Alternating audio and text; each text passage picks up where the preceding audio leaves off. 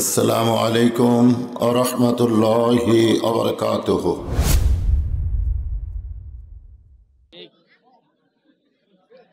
এখন তীর বের হলো, গোস্ত ছিলাইলো। আমি নবী জানতে চাই তুমি আলী তখন ছিলে কোথায়? হযরত আলী এবার ফোঁপায় ফোঁপায় কান্না শুরু করে। আল্লাহ নবী বললেন, এখনই তুমি হাসলে, আবার এখনই তুমি কাঁদতেছো, তোমার বুঝি শরম নাই? হযরত আলী বলে, ইয়া রাসূলুল্লাহ, জানার পরেও যখন শুনতে চান তাহলে শুনে নেন। আমার পিঠ থেকে যখন তীর টেনে বের করেছে, আমার পিঠ থেকে যখন গোস্ত ছিলাইছে, আমি আলী তখন কাবার ভিতরে ছিলাম। সমস্ত সাহাবী চমকে উঠছে। যত সাহাবী মসজিদ নববীর মধ্যে, সমস্ত সাহাবী দাঁড়িয়ে বলে, ইয়া রাসূলুল্লাহ, আমরা সবাই সাক্ষী দিচ্ছি হযরত আলী আমাদের সঙ্গে মসজিদ নববীতে আপনার পিছনে নামাজ পড়েছে। কিন্তু হযরত আলী বলতেছেন, আমি তখন কাবার ভিতরে ছিলাম। আল্লাহর নবী বললেন, এজলিস ইয়া সাহাবী, তোমরা সবাই বসো তো বাবা, তোমরা সবাই বসো। সমস্ত সাহাবী যখন বসে যায়, আল্লাহর নবী ধমক দিয়ে বলেন, আলী, তুমি মনে হয় ভুল বলতেছো। তোমার সাথী ভাই সবাই বলতেছে তুমি মসজিদ নববীর মধ্যে নামাজ পড়েছো, কিন্তু তুমি বলতেছো আমি তখন কাবার ভিতরে ছিলাম। তুমি কাবার ভিতরে কেমনে গেলে আমি জানতে চাই। আল্লাহর নবী বলেন, জালি রে, তুমি কাবার ভিতর কেমনে গেলে আমি জানতে চাই। হযরত আলী বলে, ইয়া রাসূলুল্লাহ, জানার পরেও যখন জানতে চান তাহলে শুনে নেন। আপনার পিছনে যখন নামাজের নিয়ত করেছিলাম, তখন শরীয়তের দুইটা চোখ আমার সেজদার দিকেই ছিল, আমি সেজদার দিকেই তাকায় ছিলাম। কিন্তু এক সময় আমার দুইটা চক্ষু বন্ধ হয়। আমি আল্লাহর শপথ করে বলতেছি, আমার দুইটা চক্ষু যখন বন্ধ হয়, আমি তখন দেখতে পাই যেখানে সেজদা দিব এখানে আল্লাহর কাবা ঘর এসে দাঁড়িয়ে গেছে। সমস্ত সাহাবীরা চমকে যায়, সেজদার জায়গায় আল্লাহর কাবা ঘর।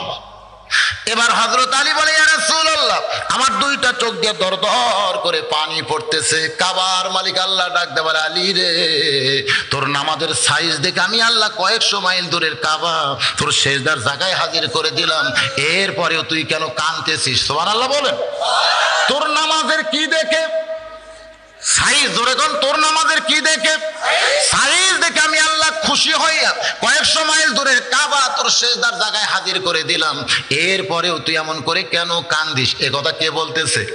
আরো ধরে কর। আল্লাহ কি বান্দার সঙ্গে কথা কয়? হয় না? যখন আপনি কোরআন শরীফ পড়বেন, আপনি কিন্তু কোরআন পড়তেছেন না, আপনি তখন আল্লাহর সঙ্গে গল্প করতেছে। এই জন্য আল্লাহ নবী বলেছেন, সাহাবীরা রে, মুসা শুধু নিজে কালিমুল্লাহ ছিল, কিন্তু তার উম্মতেরা কালিমুল্লাহ হবার পারে নাই। কিন্তু আমার উম্মতেরা যারা কোরআন শরীফ পড়বে, কঠিন হাসরের ময়দানে মুসা নবীর সঙ্গে কালিমুল্লাহ টুপি পরে আল্লাহ তাদের জান্নাত দিয়া দিবে। তাহলে আপনার যখন কোরআন পড়েন তখন কার সঙ্গে কথা কন? বান্দার সঙ্গে আল্লাহ কথা কয়, আল্লাহর সঙ্গেও বান্দা কথা কয়। আমার আল্লাহ ডাক দেবার, আলী রে, তোর নামাজের সাইজ দেখে আমি আল্লাহ খুশি হয়ে কয়েকশো মাইল দূরের কাবা তোর সেজদার জায়গায় হাজির করে দিলাম, এরপরেও তুই এমন করে কেন কান্দিস? হযরত আলী বলে, আল্লাহ, তুমি কাবা আমার সেজদায় দিয়ে আমারে খুশি করতে পারবা না। আল্লাহ বলে, তাহলে তুমি কি চাও? আলী বলতেছে, আল্লাহ, আমি কোনোদিন কাবাকে সেজদা দিয়া খুশি না, কাবার মালিকের কুদরতি পায়ে একটু সেজদা দিবার চাই। আল্লাহ ডাক দেবার, আলী রে, কাবার মালিককে যদি সেজদা দিবার চাস তাহলে আয় আয়, কাবার ভিতরে আয়। হযরত আলী বলে, ইয়া রাসূলুল্লাহ, আমি যখন কাবার ভিতরে গেলাম, এমন সময় আমার পিঠ থেকে হয়তো তীর টেনে বের করেছে, গোস্ত ছিলাইছে, আমি কিছুই বুঝতে পারি নাই। সাহাবীরা বললেন, হুজুর, এইটা কোন কাবা? এই কাবা সম্পর্কে আমরা জানতে চাই। আল্লাহর নবী বললেন, এইটা মক্কার কাবা না। তোমরা মনে করতেছো আলী মক্কার কাবার মধ্যে ঢুকছে, এটা মক্কার কাবা না। কারণ মক্কার কাবার কি দাম আছে? ওই কাবা তো ইব্রাহিম নবী পাথর দিয়া বানাইছে। কিন্তু আমি যখন ফতে মক্কার দিনে মক্কা বিজয় হলো, আমি নবী যখন কাবার দরজা খুললাম, দেখি অসংখ্য মূর্তি দিয়া কাবা ভরায়া রাখছে। আল্লাহ নবী বললেন, সাহাবীরা রে, এই কাবার কোনোই পাওয়ার নাই, কাবার কোনো পাওয়ার নাই। কাবার পাশে যদি আল্লাহওয়ালারা না থাকে, কাবার মধ্যেও মূর্তি ঢুকে যায়, এই কাবা ততদিন পর্যন্ত সুন্দর থাকবে যতদিন কাবার পাশে আল্লাহওয়ালারা থাকবে। আল্লাহওয়ালার কারণে কাবার দাম বাড়ে। জোরে সোরে কোন সুবহানাল্লাহ। সাহাবীরা বললেন হুজুর তাহলে এটা কোন কাবা জানতে চাই। আল্লাহ নবী বললেন শুনে নাও, এই কাবা সম্পর্কে আমি তোমাদের শোনাই। দুনিয়াতে একদিন কাবা থাকবে, মসজিদ নববী থাকবে, বাইতুল মুকাদ্দাস থাকবে, পৃথিবীর কোটি কোটি মসজিদও থাকবে। তারপর ইসরাফিল সিংহায় ফোঁক দিবে, জোরে কোন দেবে কি দেবে না? এতগুলো মসজিদ থাকবে, কাবা থাকবে, মদিনা থাকবে, তারপরে ইসরাফিল কিন্তু সিংহায় ফোঁক দিবে, কিয়ামত হয়ে যাবে। কিন্তু আমি রাসূল আল্লাহর শপথ করে বলতেছি তোমাদের মতন একটা কাবা সাহাবী যতদিন দুনিয়াতে থাকবে ততদিন পর্যন্ত আল্লাহর কিয়ামত হবে না। তাহলে মক্কার কাবা কিয়ামত আটকাবার পারবে? জোরেখান পারবে? কিন্তু আপনাদের মতো একটা কাবা যতদিন দুনিয়াতে থাকবে ততদিন কিয়ামত হবে না। জোরেখান সুবহানাল্লাহ। দাম বেশি কার? দাম বেশি কার? আমরা তো মনে করি কাবারই দাম, কাবারই দাম। ভাইজান একটু মনোযোগ দিয়ে শোনেন। ঘোড়া চোর এবার দরজা থেকে তাকায় দেখতেছে ভিতরে যে মানুষটা নামাজ পড়তেছে, নামাজের সাইজ কি? খারাপ না ভালো? ঘোড়া কি চুরি করা যায়? গোটা দুনিয়া যদি চুরি করা যায় তাও কি আলী জানতে পারবে? জোরে কোন জানতে পারবে? কারণ নামাজের ভিতরে আলী দাঁড়িয়ে গেছে, নামাজের বাহিরে নাই। 2 রাকাত নামাজের ভিতরে যখন হযরত আলী এবার ঘোড়া চোর সমানে ঘোড়া টানতেছে, কিন্তু ঘোড়া নড়তেছে না। ঘোড়ার 4টা পা বালির মধ্যে ঢুকে গেছে। চোর পিছনে এসে ঘোড়া ধাক্কা দেয়, ঘোড়া সামনে যায় না, সামনে গিয়ে লাগাম ধরে টানতেছে, তারপরে ঘোড়া যায় না। ঘোড়া চোর মনে মনে চিন্তা করে এত আশা করে চুরি করার নিয়তে ঘোড়া ধরলাম, এরপরেও যখন ঘোড়া টানি যায় না, ধাক্কা দিলেও সামনে যায় না, এই ঘোড়া তো চুরি করা যায় না। কোন ঘোড়া ধরলাম রে, কোন ঘোড়া ধরলাম? কারণ ঘোড়া হযরত আলী রে চিনে, কিন্তু ঘোড়া ধরা মানুষ আলী রে চিনে না। সুবহানাল্লাহ। চিনা চিনির একটা ব্যাপার আছে না নাই? যেমন নমরুদের আগুন, চুলার আগুন কিন্তু ইব্রাহিম নবীকে চিনে, জোরে কর সুবহানাল্লাহ। কিন্তু নমরুদ আগুনকে চিনে না। ঘোড়া ধরার মানুষটা আলীরে চিনে না, কিন্তু ঘোড়া হযরত আলীরে চিনে। এই জন্যই চোর সমানে টানতেছে, ঘোড়া যখন নড়তেছে না, চোর রাগ করে ঘোড়ার মুখের লাগাম খুলে নিয়ে যখন চইলা যায়, মনের মধ্যে একটা হিংসা হয়েছে, চুরি করার নিয়তে ধরলাম, যখন ঘোড়া চুরি করার পারতেছি না, ঘোড়ার লাগাম আর আমি মুখে রাখবো না, আস্তে করে ঘোড়ার লাগাম খুইলা নিয়ে চোর যখন চইলা যায়, এমন সময় আল্লাহর বান্দা হযরত আলী 2 রাকাত নামাজ শেষ করে মসজিদ থেকে বের হচ্ছেন। বের হওয়ার আগে 2টা দিরহাম হাতের মধ্যে নিয়েছেন। সুবহানাল্লাহ। যদি পকেটের মধ্যে থাকে তাহলে কি? পকেটের মধ্যে যদি 2টা দিরহাম থাকে, যদি বাহির হইয়া দেখে যে ঘোড়া তো ঠিকই আছে, মানুষটা ধরি আছে, টাকা 2টা দিব না, আমি তার ওরে দিবার চাইনি, এটা তো মনে মনে ধরে কারণ ঠিক কি না? এরকম নফস ধোকা দেওয়ার পারে কি পারে না? পারে না? আমাদের পকেটে যদি টাকা থাকে আর যদি বলি আল্লাহর কাছে দেন, আল্লাহ দেন, মন কয় দেশ না রে, এ টাকা তুই, এ টাকার মালিক তো তুই, দিবি কি শুনলে? বলে না এরকম? এ টাকা তো তোমার টাকা, দেশ না, দেশ না, দেশ না, দিলি লস, দিলি লস। এই মনটা কিন্তু মানুষকে ফাঁকির মধ্যে ফাইলা দেয়। হযরত আলী এই জন্য 2টা দিরহাম হাতের মধ্যে নিয়ে আল্লাহর ঘর মসজিদ থেকে বের হচ্ছেন। মসজিদ থেকে বের হওয়ার একটা নিয়ম আছে না নাই? কোন পায়ে? শুধু বাম পায়ে বের হলে হবে না, জবান খুলে একটা দোয়াও পড়া লাগবে। আল্লাহুম্মা ইন্নী আসআলুকা মিন ফাদলিক। হযরত আলী যখন মসজিদ থেকে বের হচ্ছেন সরাসরি ঘোড়ার দিকে তাকায় নাই, কারণ আল্লাহ বলতেছে মুমিন পুরুষ যারা হবে তারা যখন রাস্তা চলবে তখন তাদের নজর থাকবে কোন দিকে? জোরে কোন? পায়ের দিকে, নিচের দিকে। কুল্লিল মুমিনিনা ইয়াগুদ্দু মিন আবসারিহিম। আল্লাহ কোরআন শরীফের মধ্যে বলেছেন মুমিন পুরুষ যারা হবে তারা যখন রাস্তা চলবে তখন তাদের নজর থাকবে মাটির দিকে। মাটির দিকে তাকায় যদি প্রত্যেকটা মুমিন পুরুষ রাস্তা চলে, আর রাস্তা দিয়ে যদি শাবনুর পপি ঘুরে বেড়ায়, লাভ আছে? এই মেয়েরা যে রাস্তায় সাইজ হয়ে ঘরে, কি জন্য ঘরে জানে? কি জন্য ঘরে? যদি মেয়ে সুন্দরী হয়ে কেবল সেই রকম সাইজে রাস্তায় ঘুরতেছে, কিন্তু একটা পুরুষও তাকায়নি। রাসূল বলেছেন ভুল কর্মে যদি একবার নজর যায়, দ্বিতীয়বার তাকানো জায়েজ নাই। একবার তাকাইছে, তাকানোর পর এই যে মাটির দিকে তাকাইছে, আর মেয়ের দিকে তাকাই না। মেয়ে বাড়ির যে কান্নাকাটি করতেছে, একজন বলে কান্দিস কেন? কয় আমার ঢপ নাই। তো ঢপ নাই কেমনে বুঝলি? কয় যে মরদ একবার আমারে দেখছে সে আর দ্বিতীয়বার দেখে নাই। আমার সাইজ যদি ভালো হতো বারবার কুত্তের মতন তাকায় থাকতো, কিন্তু একবার দেখার পর আর কেউ তাকায়নি। আজকে যদি আল্লাহর হুকুম, নবীর হাদিস আমরা আমল করি, তাহলে একটাও বেয়াসাইজা মেয়ে রাস্তায় আসবে না। ধরে কোন ঠিক কিনা? রাস্তায় মেয়েরা কেন আসে? আসার পিছনে কারণ হলো আমরা খালি বারবার ওদের দিকে তাকাই আর মিস কল মারি। বাজান গো, আজকে যুবকেরা উত্তর পাড়া, দক্ষিণ পাড়া, পশ্চিম পাড়ায় ঘুরতেছে। এই মেয়েরা কেন তারা বের হচ্ছে? কারণ এই যুবকদের মিস কলের কারণে আমরা যুবকগুলো যদি, পুরুষগুলো যদি আল্লাহর আইন পালন করি, একটা মেয়েও কিন্তু রাস্তায় আসবে। জোরে কোন। তাহলে দোষ কি আমাদের না মায়েদের? আমাদের দোষ নাই? আমার ছোট ভাই ওয়াজ করলো, আর দায়ুস লা ইয়াদখুলুল জান্নাহ, দাউস কোনোদিন জান্নাত পাবে না। হাদিস শরীফে দাউস মানে নারী না। সাহাবারা প্রশ্ন করলেন, হুজুর দাউস কোন নারী? আল্লাহর নবী বলেন দাউস কোন নারী না, দাউস হলো ওই সকল পুরুষ যাদের অধীনে নারীরা পর্দা করে না। দাউস হলো ওই সকল পুরুষ যাদের অধীনে নারীরা কি করে না? পর্দা করে না, তারা হলো দাউস। দাউস মানে নারী না, পর্দা নিয়ে হিনা নারী না। দাউস হলো সকল পুরুষ যাদের অধীনে নারীরা পর্দা করে না। আমার অধীনে আমার বউ আছে না নাই? জনগণ আছে না নাই? আমার বউকে যদি আমি পর্দার মধ্যে রাখি, রাখতে পারবো না? ফখরুদ্দিন হওয়া লাগবে, জিল্লুর রহমান হয়ে কাম হবে না, ফখরুদ্দিন হওয়া লাগবে।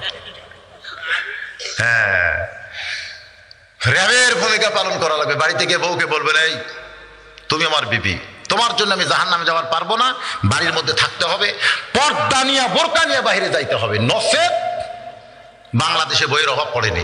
এরকম যদি একটু সিগন্যাল দেন, রেড সিগন্যাল, ওইকার পর্দা ছাড়া বের হবে।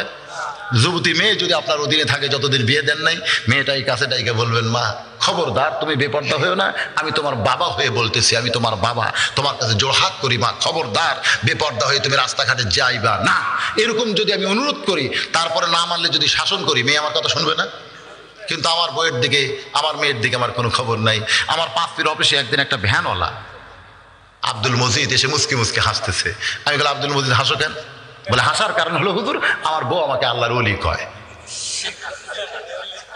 আমি চমকে গিয়ে বললাম, আব্দুল মজিদ তুমি ভ্যান চালায় খাও আর তোমার বউ তোমাকে আল্লাহর ওলি কয়, এইটা আমার বিশ্বাস হয় না। বলে, হুজুর আমার মধ্যে আল্লাহ এমন একটা আমল দিছে, যে আমলের কারণে আমার বউ আমাকে আল্লাহর ওলি কয়।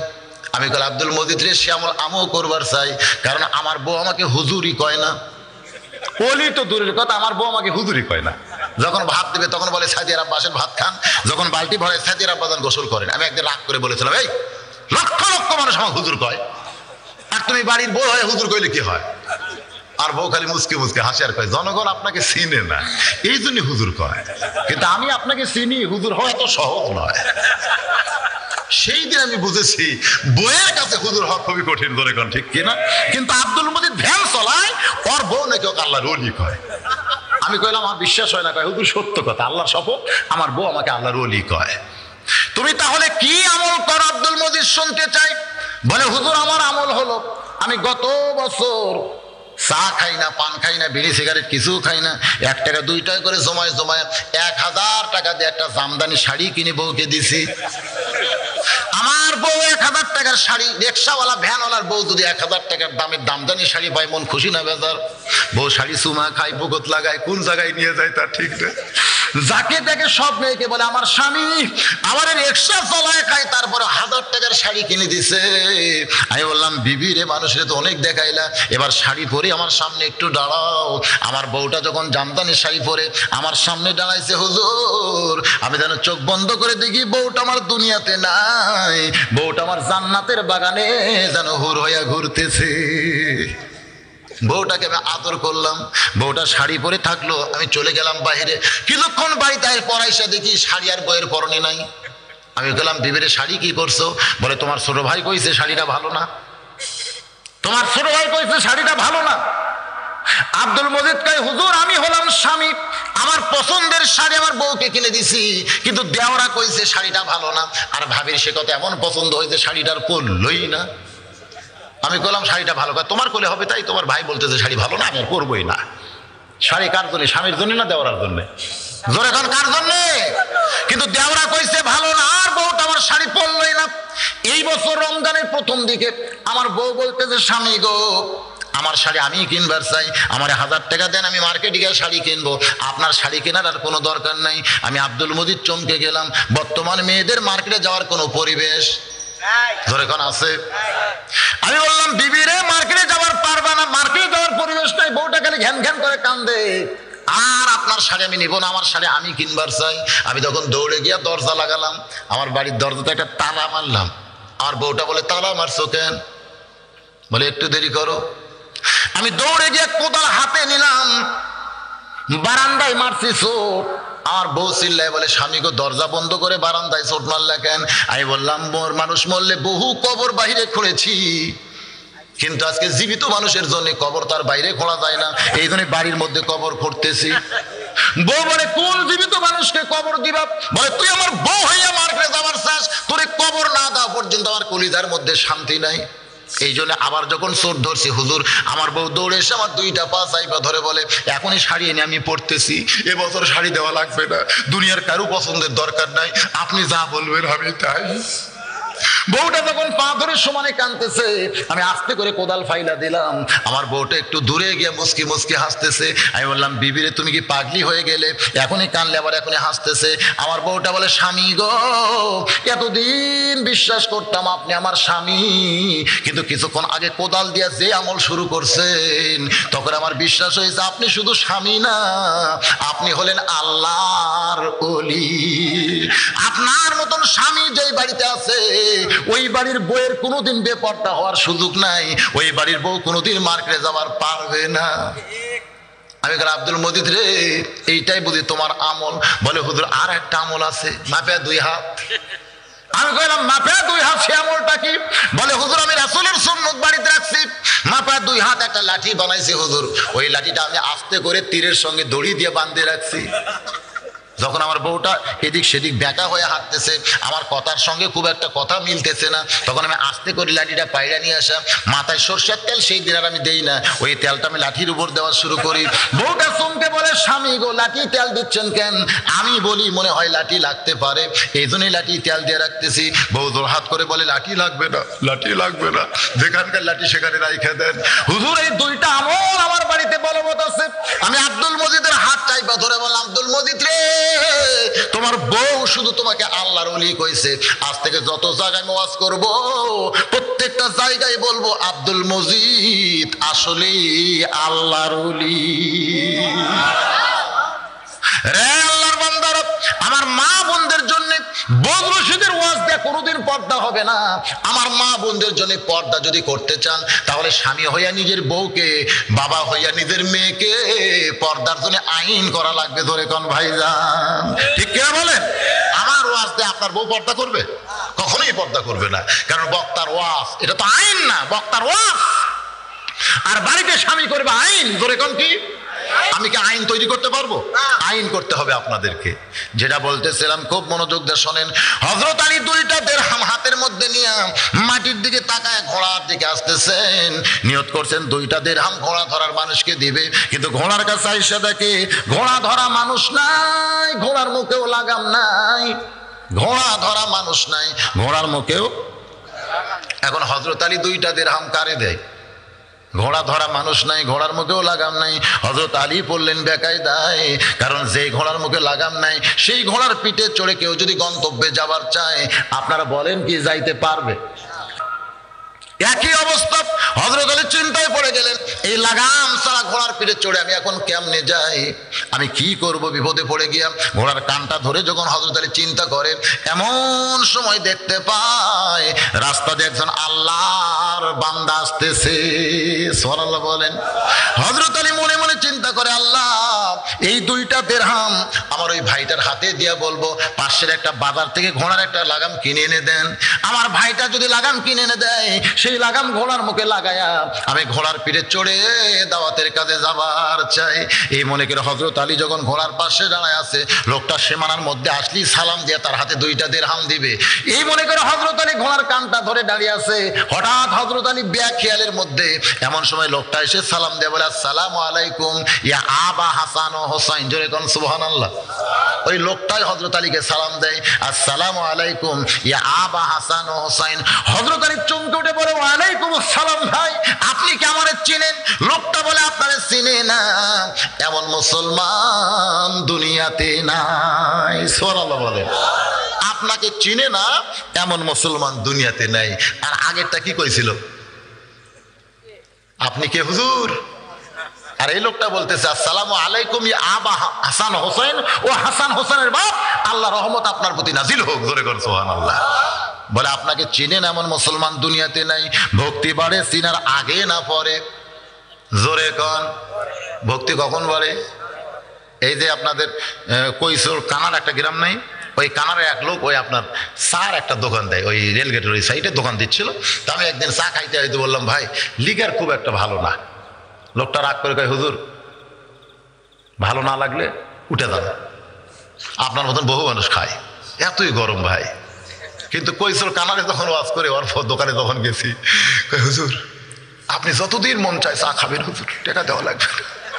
আমি বললাম, ভাই তোমার কি মনে আছে একদিন একটু কইছিলাম লিগার খারাপ, তুমি যে গরম কই, তখন আপনাকে চিনতাম না হুজুর, কিন্তু এখন আপনাকে চিনি। ভক্তি হয় কখন? চিনার আগে না পরে? আগে আমারে চিনতো না, কয় আপনি চলে যান, বহু লোক আমার দোকানে খায়, আপনার মতন পানসা হুজুরের দরকার নাই। কিন্তু যেদিন আমারে চিনেছে সেদিন বলে যতদিন আপনি খাবেন দাম দেওয়া লাগবে না, কারণ আপনাকে চিনি, আপনি সাধারণ মানুষ না, আপনি মওলানা বজলুর রশিদ। এটা চিনার আগে হয় না, চিনার পরে ভক্তি হয়। জোরে কোন ঠিক কিনা? হযরত আলী বলতে যে, ভাই আপনি কি আমারে চিনেন? বলে আপনারা চিনেন এমন মুসলমান দুনিয়াতে নাই। হযরত আলী বলে, আপনি আমারে কেমনে চিনলেন জানতে চাই? বলে আল্লাহর নবী আপনারে চিনাই দিছে। আল্লাহর নবী একদিন সাহাবীদের সামনে বলেছিল, রে আমার সাহাবীরা রে, তোমরা শুনলে আশ্চর্য হয়ে যাবে, তোমাদের মাঝখানে এমন একজন মহান ব্যক্তি বসে আছে যে আমি নবীর দিক চাইতেও দুই দিক দিয়ে সৌভাগ্যবান। সুবহানাল্লাহ বলেন। সাহাবীরা বললেন, হুজুর আপনার চাইতে সৌভাগ্যবান কোন ব্যক্তি দুনিয়াতে নাই। আপনাকে সৃষ্টি না করলে আল্লাহ কুল কায়নাত সৃষ্টি করতো না, তাহলে আপনার চাইতে সৌভাগ্যবান ব্যক্তি দুনিয়াতে কে আছে আমরা এটা শুনতেও চাই না। আল্লাহর নবী বলেন, তোমরা শুনতে না চাইলে কি হবে, আমি তোমাদের জানাতে চাই। সাহাবীরা বললেন, হুজুর তাহলে সৌভাগ্যবান ব্যক্তিকে আমরা শুনবো এখন।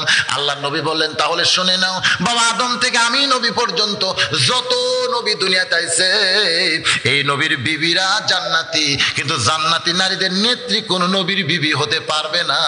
জান্নাতি নারীদের নেত্রী হবে আমার কলিজার টুকরা মা ফাতেমা। এই ফাতেমার স্বামী যিনি, তিনি হলেন পৃথিবীর সব চাইতে যোগ্য স্বামী। ধরে কর না সুবহানাল্লাহ। আল্লাহ নবী বলেন, আমার চাইতেও স্বামীর দিকটা আলী হলো সৌভাগ্যবান, কারণ তার বউটা হলো জান্নাতি নারীদের নেত্রী। নেত্রী রে সাহাবীরা শুনলে আরো আশ্চর্য হবে। বাবা আদম থেকে আমি নবী পর্যন্ত যত নবী দুনিয়াতে আইছে, এই নবীর সন্তানেরা জান্নাতি নবী হওয়ার পারবে, কিন্তু জান্নাতি যুবকদের সর্দার কোন নবীর সন্তান হতে পারবে না। জান্নাতি যুবকদের সর্দার হবে আমার কলিজার টুকরা হাসান আর হোসাইন। এই হাসান হোসেনের বাবা যিনি, তিনি হলেন পৃথিবীর সবচাইতে সৌভাগ্যবান বাবা। আল্লাহর নবী আপনারে চিনাই দিছে, আপনারা চিনেন এমন মুসলমান দুনিয়াতে আছে? হুজুর আপনি এভাবে দাঁড়ায় আছেন, বলে ভাই 2টা দিরহাম নাও, বাজার থেকে এটা লাগাম কিনে এনে দাও। লাগাম কেন? বলে আমার ঘোড়ার মুখে তো লাগাম নাই।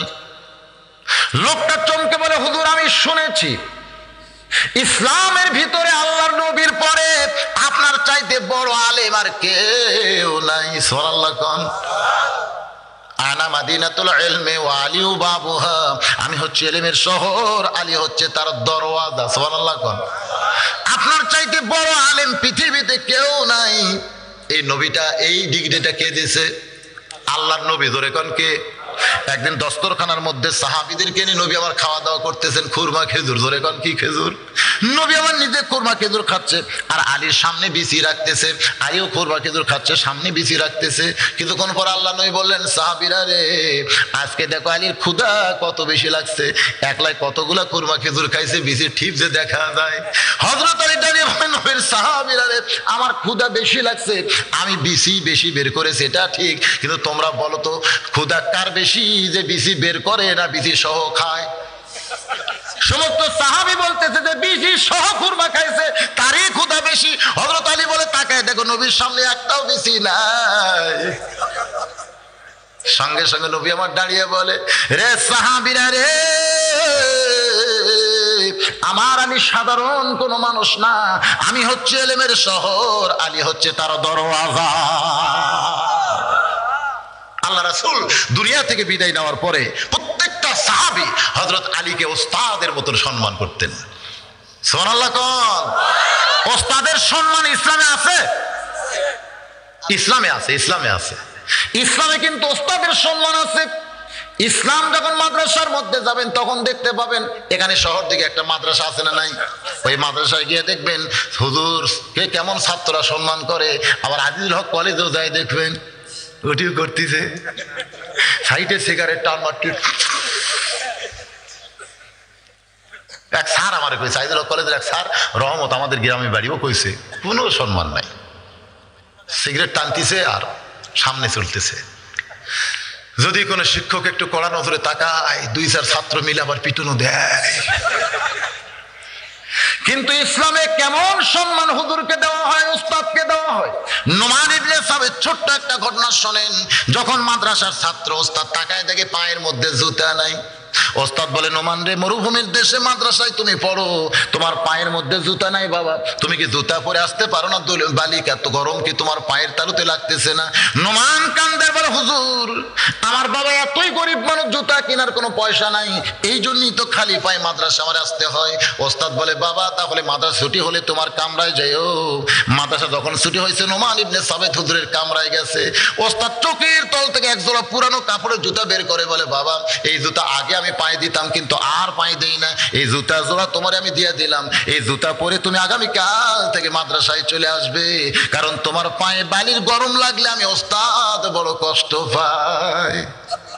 নোমান ইবনে সাবিত কাপড়ের জুতা বগলের মধ্যে নিয়ে বাড়ির দিকে যার চিন্তা করে, যেই জুতা আমার হুজুর পায়ে দিছে সেই জুতা আমি পায়ে দিলে হুজুরের সম্মানের ক্ষতি হবে। হুজুর যখন আমারে দিতে কইছে আমি দিবই দিব, তবে পায়ে দিব না। বাড়িতে যাইয়া কাপড়ের জুতা সুন্দর করে পরিষ্কার করে ওই জুতার কাপড় খুলে সারা রাত ধরে নোমান ইবনে সাবিত মাথার টুপি বানাইছে। পরদিন সেই টুপি পরে মাদ্রাসায় চলে আইছে। ওস্তাদ পায়ের দিকে তাকায় দেখে জুতা নাই। মনে মনে ভাবতেছে, আমার পুরান জুতা বলে তুই ঘৃণা করে রাস্তায় ফাইলা দিয়া বাড়িতে গেছিস, আমার পুরান জুতা বলে তুই পায়ে দিলি না। রে নোমান, মাদ্রাসা ছুটি হলে তুই আমার কামরায় যাবি। যেই মাদ্রাসা ছুটি হয়েছে, নোমান ইবনে সাবিত যখন কামরায় যায়, ওস্তাদ চামড়ার চাবুক দিয়ে সমান তালে পিটন শুরু হয়েছে। মারতে মারতে মারতে মারতে এক সময় চামড়া কেটে রক্ত দিয়া যখন নোমানের জামা ভিজে যায়, ওস্তাদ চাবুক ফাইলা দিয়ে বলতেছে, বেটা রে, তোর আমি অত্যন্ত ভালোবাসি, আমার হাতে যদি টাকা থাকতো তোর এক জোড়া নতুন জুতা কিনে দিতাম, কিন্তু বর্তমানে আমার হাতেও টাকা নাই, আমি পুরানো এক জোড়া জুতা তোরে পায়ে দেওয়ার জন্য দিলাম, কিন্তু ঘৃণা করে জুতা পায়ে দিলি না, রাস্তায় ফাইলা দিয়ে মাদ্রাসায় আইছিস, এই জন্যই তোরে যে মারতেছি, তুই যে কিছুই বলিস না। নোমান মুসকি মুসকি হাসার পরে, হুজুর আপনি শুধু আমার পায়ের দিকে দেখেন, একটা বার কি আমার মাথার দিকে আপনি দেখবেন না? ওস্তাদ মাথার দিকে তাকায় বলে, নোমান রে, তুই জুতার কাপড় দিয়ে মাথার টুপি বানাইছিস, একটা বার যদি আমার বলতিস বাবা আমি তোরে মারতাম না, তোরে মারতাম না, এত মার তোরে দিলাম, তুই যে কিছুই বললি না। নোমান মুসকি মুসকি হাসে আর বলে, হুজুর গত কয়েকদিন আগে আল্লাহর কোরআন পড়ে যখন ঘুমিয়ে গেলাম, কে দূর থেকে আমারে বলতেছে, নোমান রে, আল্লাহর কোরআন শিখতে গিয়া ওস্তাদের হাতে যত জায়গায় পিটন খাবি, ওই জায়গায় জাহান্নামের আগুন কোনোদিন স্পর্শ করবে না। হুজুর আমাকে আরো মারেন, মারতে মারতে আমার গোটা দেহ রক্তাক্ত করে দেন। দুনিয়ার পিটন আমি সইতে পারবো, কিন্তু জাহান্নামের আগুন আমি সইতে পারবো না। ওস্তাদ সঙ্গে সঙ্গে বুকের মধ্যে নিয়ে কপালে একটা চুমা দিয়ে বলে, নোমান রে, তুই ওস্তাদকে এত সম্মান দিলি বাবা, আমি তোর জন্য আল্লাহর কাছে দোয়া করি, আল্লাহ যেন জগৎ বিখ্যাত আলিম তোরে বানায় দেয়। এই নোমান ইবনে সাবিত আর কেউ না, ইনি হলেন আমাদের ইমামে আজম আবু হানিফা। এখন বলেন, ইসলামে ওস্তাদের সম্মান আছে না নাই? হযরত আলীকে সকলে ওস্তাদ বিশ্বাস করতেন, এই কারণে তাকে সবাই জ্ঞানী জানতেন। লোকটা বলে, হুজুর আপনি এত বড় জ্ঞানী হওয়ার পরে এই লাগাম ছাড়া ঘোড়া নিয়ে কেমনে বের হলেন জানতে চাই। হুজুর আপনি লাগাম ছাড়া ঘোড়া নিয়ে কেমনে বের হলেন জানতে চাই। হযরত আলী বলেন, ঘোড়ার মুখে লাগাম ছিল কিন্তু বর্তমানে নাই। বর্তমানে কেন নাই? বলে এত প্রশ্ন কেন? বল প্রশ্ন এই জন্য, আপনি সাধারণ মানুষ না, সাধারণ মানুষ হলে এত প্রশ্ন করতাম না, আপনি হলেন জ্ঞানী আলেমদের আলেম। ধরে করেন সুবহানাল্লাহ। জ্ঞানী মানুষ ভুল করলে সাধারণ মানুষ কিন্তু তারা চুবড়ে ধরে, ধরে কি ধরে না ভাই? 12টাতে পার হয়ে গেছে, আর কিছুক্ষণ করবো না, রাত হয়ে যাক না। জ্ঞানী মানুষ ভুল করলে সাধারণ মানুষের চুবড়ে ধরে, এটা আমার জীবনে বাস্তব। আমি 5 ফিট বাজারে এই পকেটে 200 টাকা রাইখা আমি বাজার করতেছি, আলু বেগুন মরিচ সব কেনা হয়েছে। কেনার পরে তখন পকেটে হাত দিয়ে টাকা নেই। দোকানদার বলতেছে হুজুর কি খুঁজতেছেন? বললাম টাকা ভাই, এই পকেটে টাকা রাখছিলাম তা নাই। হে হুজুর আপনি ওয়াজ করেন না? হ্যাঁ ওয়াজ করি তো। আপনার ওয়াজ জনগণ শোনে? শোনে তো না। কোন পকেটে টাকা রাখা লাগবে সেটা যে জানে না, তার ওয়াজ জনগণ শোনে? হুজুর এই পকেটের মধ্যে টয়লেট পেপার, মেসোয়াক, চিরুনি এগুলা রাখবেন, আর টাকা রাখবেন এই পকেটে। আপনি এত বড় আলিম হইয়া কোন পকেটে টাকা রাখা লাগবে সেটাই আপনি জানেন না? আপনি ওয়াজ করেন, জনগণ আপনার ওয়াজ শোনে? আমি কইলাম ভাই টাকা হারাছে আমার, আর তুমি হয়েছে গরম। গরম হবো না মানে? আপনার শিক্ষিত মানুষ কোন পকেটে টাকা রাখা লাগবে তাই জানেন না? আমি দৌড়াত করে বললাম ভাই তোমার ব্যাগের সব কিছু ঢালে নেও, ব্যাগটা খালি আমারে দাও। বলে হুজুর আপনি গোটা দোকান নিয়ে যান, আমার আপত্তি নেই, কিন্তু আপনি এই ভুল করলেন কেন? সাইড থেকে একজন বলতে যে কি হয়েছে রে? আমি দৌড়াত করে বললাম ভাই তুমি যা দেওয়া দিছো অকার খোয়ো না, ও যদি আবার তেমন দেয়। আমি যখন বাজার নিয়ে 5 ফিট স্টেশনের দিকে আইলাম, সবাই বলতে হুজুর আপনার পকেটের টাকা নাকি পকেট মারছে। হাই রে সর্বনাশ, যাই শুনতেছে তাই বলতে হুজুর আক্কেল নাই রে, কোন পকেটে টাকা রাখা লাগবে আক্কেল নাই। সেদিন থেকে আমি বিশ্বাস করি জ্ঞানী ব্যক্তি যদি ভুল করে সাধারণ মানুষ তার চুবড়া ধরে। হযরত আলী জ্ঞানীর বাপ ছিলেন, জোরে কান সুবহানাল্লাহ। যার কারণে লোকটা বলে হুজুর এত বড় জ্ঞানী মানুষ হইয়া আপনি লাগাম ছাড়া ঘোড়া নিয়ে কেমনে বের হলেন? হযরত আলী বলতে যে ঘোড়ার মুখে লাগাম ছিল কিন্তু বর্তমানে নাই। বর্তমানে কেন নাই? আলী বলতেছেন পরে বলবো, তুমি 2টা দিরহাম দিয়ে আমার জন্য একটা ঘোড়ার লাগাম কিনে নিয়ে আসো, পরে তোমাকে আমি বলবো। বলে হুজুর আগে বললে একটু ভালো হতো। আলী বলতেছে তাহলে আমার মনে হয় তুমি লাগাম কিনে আনবে না, তুমি এইরকম পেচুক মানুষ, খালি বারবার পেঁচাও কেন? বলে হুজুর অবশ্যই আনবো। 2টা দিরহাম হাতের মধ্যে নিয়ে বলে আপনার লাগাম এই জন্যই আনবো যদি হাসরের ময়দানে আল্লাহ আমারে জান্নাত দেয়। জোরে কান সুবহানাল্লাহ।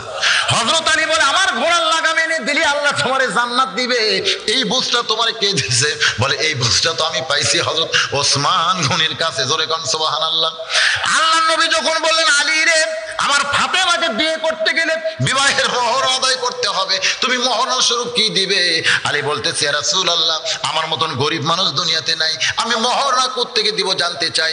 আল্লাহর নবী বললেন মাথার হেলমেট বিক্রি করো বাজারে গিয়া, যেটা হবে সেটাই তোমার ফাতেমার মোহর আদায় করতে হবে। তখনই হযরত আলী মাথার হেলমেট হাতে নিয়ে বাজারের দিকে যখন বিক্রি করার নিয়তে দৌড় দেয়, পিছন দিক থেকে ওসমান ডাকতেছে আলী ভাই। হযরত আলী তমকে গিয়ে বলতেছে ওসমান ভাই এমন করে আমার পিছন থেকে কেন ডাকতেছেন জানতে চাই। বলে আপনি যে হেলমেট বাজারে বিক্রি করার জন্য দৌড় শুরু করেছেন, ওই হেলমেট যদি আমি ওসমান কিনি আপনি কি আমার কাছে বেচবেন না? হযরত আলী খুশি হয়ে বলতেছে আপনার মতন খরিদ্দার যদি পাই তাহলে আমি আলীর আর কোনো চিন্তা নাই। সুবহানাল্লাহ। ওসমান গনি বললেন কত দাম নিবা? হযরত আলী বললেন চাইলেই ঠকা। আমি হলাম গরিব মানুষ, আপনি হলেন ধনী মানুষ, আপনার কাছে কত আমি চাবো? গরিবদের চাওয়ার আর কি আছে? যা আপনার মনে নয় একটা দিয়ে দেন। সঙ্গে সঙ্গে হযরত ওসমান 1 থলিয়া টাকা হযরত আলীর হাতে দিলেন। হয়তো হেলমেট কেন ওসমানের হাতে দিয়ে যখন দৌড় শুরু করবার চান, ওসমান করে পেছন দিক থেকে ডাক দেয় বলে আলী ভাই কত দিলাম, একটাবার কি গুনে দেখবা না? আলী মুস্কি মুস্কি হাসে আর বলে এক মুসলমান আর এক মুসলমান কোনোদিন ঠকায় না। বলে গুনে দেখা হলো রাসূলের সুন্নাত। গুনে দেখা কার সুন্নাত? এটা এই জন্য ওসমান বলেছেন আল্লাহ বলেছেন, কারণ ফাতেমার বিবাহের মহরনা কত এর সংখ্যা জানার দরকার আছে না নাই? গুনে দেখলেন 480 দিরহাম। হযরত আলী কান্দের বলে ওসমান ভাই একটা মাথার হেলমেটের দাম কি কোনোদিন এত হয়? এত দাম না আপনি হেলমেট কেন কিনলেন? ওসমান কান্দের বলে আলী রে আসাদুল্লাহিল গালিব যে হেলমেট মাথায় দেয় গোটা দুনিয়া বিক্রি করলে সে হেলমেট কোনোদিন কেনার উপায় নাই, আমি আবার তোমার হেলমেট তোমারে দিয়ে দিলাম। হযরত আলী কান্দের বলে ওসমান ভাই এই বিপদের দিনে এত বড় উপকার আপনি আমার কেমনে করলেন শুনতে চাই। ওসমান বলে জান্নাতের আশায় নবীর মা। সুবহানাল্লাহ। আল্লাহ নবী বহুদিন বলতেন আমার মেয়ে হলো 3টা, আমার মেয়ে হলো 3টা। সাহাবীরা বলতেন হুজুর আপনার মেয়ে তো 4টা। আসলে সাহাবীরা মনে করছে নবী তো উম্মি নবী, গুণবার জানে না, এই জন্যই হয়তো বলতেছে আমার মেয়ে 3টা। আল্লাহ নবী বললেন সাহাবীরা রে আমার মেয়ে তো আসলেই 3টা। সাহাবীরা বলে হুজুর আপনার মেয়ে তো হলো 4টা। নবী বললেন তাহলে শোনো, কুলসুম আমার মেয়ে, রোকে আমার মেয়ে, জয়নাব আমার মেয়ে, কিন্তু ফাতেমা আমার মা। আল্লাহ নবী বহুদিন বলতেন আমার মা আমিনা মরে গেছে, আমি ফাতেমাকে মা হিসাবে পাইছি।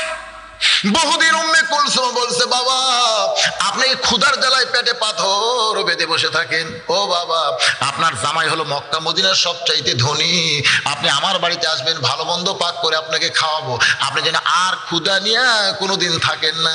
আল্লাহ নবী বলতেন অবশ্যই আসবো। কিন্তু যেদিন নবী উম্মে কুলসুমার বাড়ি যাইতেন সেদিন নবী দাঁত খিলাল করতে করতে যাইতেন। উম্মে কুলসুমা বলতেছেন ও বাবা দাঁত খিলাল করতেছেন, বলে পেট ভরা আছে মা, যাওয়ার সময় তোরে একটু দেখার জন্য আইছিলাম। যেদিন আল্লাহ নবীর পেটে ক্ষুধা, পেটে পাথর বেঁধেছে, সেদিন নবী আমার দুনিয়ার কোনো পথের কথা খেয়াল নাই, শুধুমাত্র একটা পথ দিয়ে আস্তে আস্তে ফাতেমার বাড়ির দরজায় নবী আমার ডাক দেয় মা আমি তোর ছেলে দরজায় দাঁড়াইছি মা, একটা বারের জন্য দরজা খোল, তোর একটু দেখতে চাই। ফাতেমা কান্দের বলে বাবা এমন কাপড় আমার পরনে, আমি দরজা খুলতে পারবো না, আপনি ফিরে যান, আপনি ফিরে যান, কারণ যে কাপড় পরে আমি আছি কেমনে আপনার জন্য দরজা খুলি। আল্লাহ নবী মাথার পাগড়ি এক টান দিয়ে খুলে জানলা দিয়া দিয়া বলে মা এই মাথার পাগড়ি পরে তুই দরজা খোল। ফাতেমা কান্দের বলে যার জুতার পরশে আল্লাহর আরশ ধন্য হয়ে যায় সেই নবীর মাথার পাগড়ি কি কোনোদিন পরা যায়? আল্লাহ নবী বলে সবাই আমার নবী মানবে, তাহলে আমার ছেলে হিসাবে কে ডাকবে? আমি কোনোদিন তোর কাছে নবী হওয়ার চাই না মা, আমি তোর সন্তান হয়ে তোরে মা মা বলে ডাকতেছি, আমার পাগড়ি তোর পড়তে কোনো অসুবিধা নাই, মা দরজা খোল। তুই দরজা না খুললে এই দরজায় আমি বসে থাকবো, আমি কিন্তু যাব না। আল্লাহ নবী যখন দরজায় বসতে চায় এমন সময় বলে বাবা দেন আপনার পাগড়ি দেন। এবার নবীর মাথার পাগড়ি নিয়ে ফাতেমা সেই পাগড়ি পরে যখন দরজা খুলে দেয় আল্লাহ নবী আস্তে করে জুব্বা তুলে বলে মা এই জন্যই তো তোর বাড়িতে আইছি মা, ক্ষুধার জ্বালায় বড় কষ্ট পাই, তাড়াতাড়ি একটু খাবার দে তো মা, একটু খাবার দে। ফাতেমা কান্দের বলে বাবা উম্মে কুলসুম কতদিন আপনাকে বলে ক্ষুধা লাগলে আপনি তার বাড়িতে যাবেন, কিন্তু ভুল করে আপনি ফাতেমার বাড়িতে আইছেন বাবা, আজকে 3 দিন হলে ফাতেমার বাড়িতে কোনো খাওয়া না। আল্লাহ নবী বলে মা তাহলে তোর ডান হাতখানা দে তো মা, আমি একটু কি যেন করতে চাই। মা ফাতেমা যখন ডান হাতখানা নবীর দিকে দেয় নবী আমার আস্তে করে নবুয়তের মুখ দিয়ে চুমা খায়, বলে আল্লাহ আমার মায়ের হাতের মধ্যে যে এত মজা, এক চুমা খাওয়ার সঙ্গে সঙ্গে আমার ক্ষুধা তৃষ্ণা সব দূর হয়ে যায়। বাগান গো সেই ফাতেমাকে বিয়ে করবে আলী, তার বিবাহের মহরণ স্বরূপ আমি ওসমান একটু উপকার করেছি জান্নাতের আশায়, আমি জান্নাতের আশায় করছি ভাই। লোকটা বলে হুজুর ওসমানের মতন মহান ব্যক্তি জান্নাতের আশায় যদি আপনার মাথার হেলমেট করে আবার টাকা হেলমেট দুইটাই দেয়, আমি কেন জান্নাতের আশায় আপনার ঘোড়ার লাগাম কিনে আনবো না? 2টা দিরহাম নিয়ে লোকটা বাজারে যায়, গোটা বাজার ঘুরতেছে, লাগামের কোনো দোকানই নাই। যেই দোকানে যায় সেই দোকানদারি বলে এই বাজারে কোনোদিন লাগাম বিক্রি হয় না, আপনি গোটা বাজার ঘুরলে কি হবে, ঘোড়ার লাগাম তো আপনি পাবেন না, এইটা হলো ফত্তালি বাজার, এখানে তো সবকিছু পাওয়া যায় না, ধরে কোন ঠিক কিনা? আপনি সোনার দোকানে সোনা পাবেন, কাপড়ের দোকানে কাপড় পাবেন, রাজা বাজারে গিয়ে কি কাপড় খুঁজবেন? রাজা বাজারে কেউ কাপড় কিনবার যায়? কি কিনবার যায় বুঝেন না? বগুড়াতে যেমন এক একটা মার্কেটে একটা নামের কারণেই চলতেছে, রে আল্লাহর বান্দা সমস্ত বাজারের লোকজন বলতেছে এই বাজারে কোনোদিন ঘোড়ার লাগাম পাওয়া যায় না, এখানে সবকিছু পাওয়া যায় কিন্তু ঘোড়ার লাগাম তো পাবেন না। লোকটা মনে মনে চিন্তা করে এমন একটা মহান ব্যক্তির ঘোড়ার লাগাম কেনার জন্য আইলাম, আর লাগাম ছাড়া দিরহাম নিয়ে যদি তার সামনে দাঁড়ায় সে তো মনে বড় কষ্ট পাবে। এই নিয়তে লোকটা যখন ফিরে আসতে চায় এমন সময় লাগাম চোরা, জোরে কোন কি চোরা? লাগাম সোরা চিল্লাই বলতেছে, কে নিবা লাগাম, কে নিবা লাগাম, কে নিবা লাগাম। লোকটা সামনে গিয়ে সালাম দিয়ে বলে, ভাই তোমার মতন ভালো মানুষ এই দুনিয়াতে আর কেউ নাই। আমি যখন ফিরেই যাচ্ছিলাম, লাগাম কিনতে পারতেছি না, তখন তুমি কে নিবা লাগাম, কে নিবা লাগাম, কোন জায়গার থেকে আল্লাহ তোমারে পাঠাই দিছে। চোর খালি থরথর করে কাঁপতেছে, কারণ চোরকে যদি কেউ ভালো কয় তখন তার অবস্থা ভালো না খারাপ হয়, বুঝেন না? তোমার মতন ভালো মানুষ আর কেউ নাই, তুমি কত দাম নিবা? লাগাম সোরা বলতেছে 2 দিরহাম দিলেই চলবে। লোকটা মনে মনে খুশি, হযরত আলী আমারে 2 দিরহাম দিছে, আর এই লোকটাও 2 দিরহামই দাম চাইছে। 2টা দিরহাম দিয়া ঘোড়ার লাগাম নিয়ে হযরত আলীর সামনে যখন দাঁড়িয়ে যায়, হযরত আলী লাগামের দিকে তাকায়া চোখ দিয়ে দর দর করে পানি পড়তেছে, আর মুখটা মুস্কি মুস্কি হাসতেছে। বাগান গাছকের আলোচনায় আমি বলতেছি, ইমান থেকে ইয়াকিন আমাদের পয়দা হবে। হযরত আলী 2 চোখ দিয়ে দর দর করে পানি পড়তেছে, আর মুখটা মুস্কি মুস্কি হাসতেছে। আমার রাসূল বলেছেন, ইত্তাকু ফিরাসাতাল মুমিনিনা ফাইন্নাহু ইয়ানজুরু বিনুরিল্লাহ।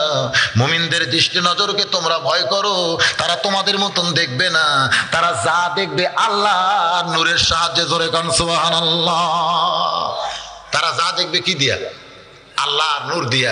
আমরা 2 চোখ দিয়ে যা দেখি তাই বিচার করি, জোরে কান ঠিক কিনা? এই 2 চোখ দিয়ে দেখলে হবে? 2 দিক দিয়ে চোখ দেখলে আমাদের অনেক সময় ঈমানটা নষ্ট হবে। ইয়ানজুরু বিনুরিল্লাহ, নূরের চোখ দিয়ে দেখতে হবে। নূরের চোখ যদি খুলতে চান, কোন জিনিসটা হাতে নিতে হবে ভাইজান? আল্লাহর কোরআন। সুবহানাল্লাহ বলেন। এই কোরআনকে নূর বলা হয়েছে, আলো বলা হয়েছে। এই কোরআন যত তেলাওয়াত করবেন, ওয়াইজা তুলিয়াত আলাইহিম আয়াতুহু জাদাতুহুম ঈমানান। আজকের এই মাহফিলে তো কোনো কালেকশন নাই, আছে? দেখেন যদি চেষ্টা, মানে আমি ওয়াজ করতেছি ভাইজান, একজন পিছন থেকে বলতেছে বেশি রাত না, ফজর নামাজ পড়বে না। ঠিক আছে তো, বাড়ির যে ঘুম পড়া লাগবে ফজরের নামাজ। আসলে তো তাই, বেশি রাত জায়গা যদি ঘুম দেই, নামাজ যদি না হয়। মুরব্বী যা বুঝে ঠিকই বুঝছে, কিন্তু একটা মন্ত্র আমি আপনাদের শিখাই দিব, এইটা যদি আপনারা তেলাওয়াত করে ঘুমাইয়া যান, আল্লাহ আপনাদের চেতন করে দিবে। সুবহানাল্লাহ কোন? সেই মন্ত্রটা কি? আল্লাহুম্মা বিইসমিকা আমুতু আহইয়া। ওযু করে এই দোয়াটা পড়ে দরুদ পড়তে পড়তে আপনারা ঘুমাইয়া যাবেন। মুয়াজ্জিনের আসসালাতু খায়রুম মিনান নাওম যতই ল্যাপ মাথার উপর দিয়ে তুলে দেন, কানের মধ্যে ঢুকে দিবে আল্লাহ। কারণ ঘুম দেওয়ার মালিককে। অনেক লোক কিন্তু রাত 12টার পরে ঘুমের বড়ি খায়, তাও ঘুম ধরে না। ধরে কোন ঠিক না? এরকম আছে না নাই? তাহলে ঘুম দেওয়ার মালিককে, চেতন করার মালিককে। আল্লাহ পাকের কাছে আমরা দোয়া করব, আল্লাহ যেন আজকে আমাদের সবাইকে চেতন পাইয়া ফজরের নামাজ যেন জামাতের সঙ্গে আদায় করার তৌফিক দেয়। সকলে বলে আল্লাহুম্মা আমিন। মুরব্বী ঠিকই বলেছে, কারণ আমি যখন উঠছি ভাই, তখন অবশ্য এরকম টাইমে উঠছিলাম, 10টা পরে উঠছিলাম, এখনো 10টা 20 বেজে গেছে। কন্টিনিউ আমি 2 ঘন্টা ওয়াজ করার পরে আমাকে অবশ্য একটা ইশারা দেওয়া হলো, যদি কিছু দেয়, যুবকেরা মাহফিল করতেছে, যদি আপনাদের কারো একটু মন চায় 10 টাকা 20 টাকা 50 টাকা 100 টাকা, এর জন্য 5টা মিনিট। তারপরে হযরত আলী কাঁদতেছে আর হাসতেছে, মনে আছে আপনাদের? লাগামের দিকে তাকায় এরপরের কি ঘটনা শোনার দরকার আছে না নাই? হ্যাঁ, এই জন্য 5টা মিনিট আমি আপনাদের সুযোগ দিলাম। যুবকদের বলতেছি, বাবা বহু টাকা তো মোবাইলে ফ্যাক্সি দিছো, আজকে জান্নাতে ফ্যাক্সি দেওয়া যায় না? এই বলার সঙ্গে সঙ্গে এক যুবক দৌড়াইছে, মাশাআল্লাহ মাশাআল্লাহ, 100 টাকা জান্নাতে ফ্যাক্সি দিছে, মাশাআল্লাহ মাশাআল্লাহ, 100 টাকা দিছে। এরকম কি আর 100 200 500 দেওয়ার লোক নাই? হ্যাঁ, শহর দিকে আল্লাহ রহমত করবে। আসো বাবা, এদিকে আসো, রহমত যাই বলতেছে, একটু আসো, রহমতুল্লাহ চলে আসো, সোনার চাল চলে আসো, 10 12 20 12 যাই যাবার আল্লাহর রাস্তে একটু দান করো। আল্লাহর একজন বান্দাকে চকচকে 100 টাকা দিছে। বাবা দেখেন তো, এরকম কারো মন চায়? এই যুবকদেরকে সহযোগিতা করেন, কোরআনের মাহফিল প্রত্যেক বছর করবে, না করলে গান নিয়ে আসবে। কয়েকদিন আগে ফরিদা পারভিনের গান হলো না? হ্যাঁ, এই জায়গাতে আছে। মাশাআল্লাহ, কি রে, মাশাআল্লাহ না মরশাল্লাহ? এই জায়গায় হয়েছে, এই জায়গায়। আল্লাহ, আসলে জায়গার কোনো দোষ নাই, জায়গার কোনো দোষ নাই। ওদিকে অন্ধকার, ওদিকে অন্ধকার, ওই অন্ধকারের কোনো দোষ নাই। আলো জ্বলান লাগবে, তোর এখন ঠিক কিনা? আলো জ্বলাইলে অন্ধকার দূর হয়ে যাবে। জায়গার কোনো দোষ নাই। জায়গাটা আজকে জান্নাতের বাগান হয়ে গেছে। তো আপনারা গানের মাহফিল না করে যুবকরা যেন কোরআনের মাহফিল করে সহযোগ। ওয়ালাইকুম আসসালাম, মাশাআল্লাহ। আমার এক ভাই 100 টাকা করছে দান, আর এক ভাই 100 টাকা দান করছে, আল্লাহ কবুল করেন। আল্লাহ বিসমিল্লাহির রহমানির রহিম। আল্লাহ তোমার একজন বান্দা 40 টাকা করা মানিকে যা ছিল সব করছে দান, আল্লাহ কবুল করেন। আর একজন 10 টাকা করছে দান, ভ্যান চালায়, জমি জমা নাই, ভ্যান চালায়। দেখেন কি বুঝেছে ওইটা আমার সম্পত্তি। আল্লাহ শরীরকে যেন সুস্থ রাখে, কামাই যেন বরকত দেয়। এই কোরআনের মাহফিলে দান করার কারণে আল্লাহ যেন জান্নাত ঘরের মালিক বানায়। আল্লাহ তোমার বান্দারা পাগলের মতন দান করতেছে, আল্লাহ কবুল করেন। যারা যে নিয়তে দান করলো আল্লাহ দানকে কবুল করেন। আল্লাহ নেক নিয়ত নেক আশা পুরা করেন, আল্লাহুম্মা আমিন। আল্লাহ তোমার একজন যুবক বান্দা বলছিলেন এমনি হবে ফিতনা, আমি ফিতনা কি মহব্বত করি, এর উত্তর পাইনি। এই উত্তর পান নাই, মোবাইলে শুনছেন তাই না? ঠিক আছে, আজকে উত্তর দিয়ে দিও, মাশাআল্লাহ। হ্যাঁ, একটা উত্তর পাই নাই, মোবাইলে ওয়াজ শুনছে তো, মোবাইলের ওয়াজগুলো অর্ধেক তোলে না, এই জায়গাতেই বড় বিপদ। আল্লাহ তোমার একজন বান্দা 20 টাকা, আর একজন 10 টাকা, আর একজন 10, আর একজন 20, আর একজন 40, আর একজন 120, মাশাআল্লাহ মাশাআল্লাহ। 500 টাকার লোট শহর দিকে নাই রে, 500 টাকার লোট নাই রে, 500 টাকার লোট নাই নাই নাই নাই। কেউ দেখান না কে ভাই? না থাকলেও খালি টাকাটা দেখান তো, দেখে আছে। আল্লাহ তোমার একজন 10, আর একজন 100, আর একজন 100 টাকা করছে দান, আল্লাহ দান কবুল করেন। আল্লাহ নেক নিয়ত নেক আশা পুরা করেন, সকলে বলে আমিন। সভাপতি সাহেব দিবে তাই বলতেছেন, সভাপতি তাই বলতেছেন।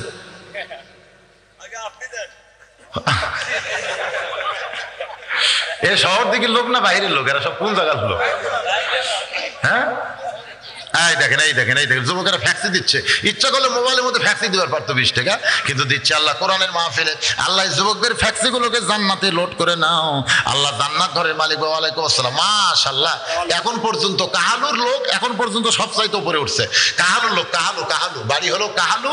দেখেন এই শহর দিকের কেউ পারে নাই, আশেপাশের কেউ পারে নাই। কাহালু থেকে এসে দেখলো হুজুরের কাছে যখন চাইছে, তখন হুজুর এলাকার লোক 300 টাকা করছে দান। আল্লাহ দানকে কবুল করেন। দেখি 300 টাকার উপরে কেউ উত্তর পারে? ওয়ালাইকুম আসসালাম। আল্লাহ তোমার বান্দা অনেকগুলো টাকা করছে দান। আল্লাহ কাহালুর একজন ভাই 300 টাকা করছে দান, আল্লাহ দান কবুল করেন। এগুলো কে দিল বাবা? 5 জন মিলে করছে দান যুবকেরা।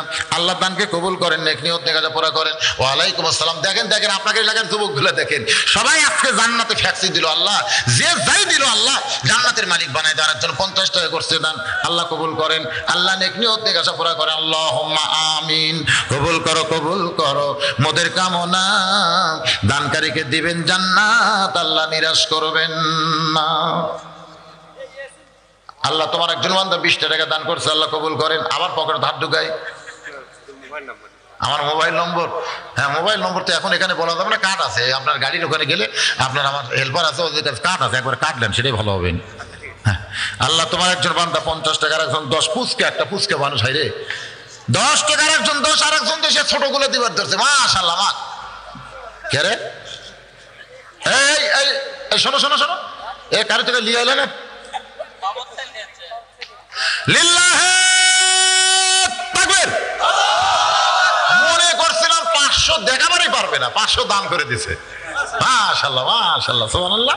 আল্লাহ তোমার একজন বান্দা 500 টাকা করছে দান, আল্লাহর এক যুবক অনেকগুলো টাকা করছে দান, আর এক যুবক আল্লাহ তোমার 70 টাকা করছে দান, আল্লাহ দানকে কবুল করেন। টাকার কিন্তু ঠিক হয়ে গেছে, অনেক টাকা হয়েছে মাশাআল্লাহ।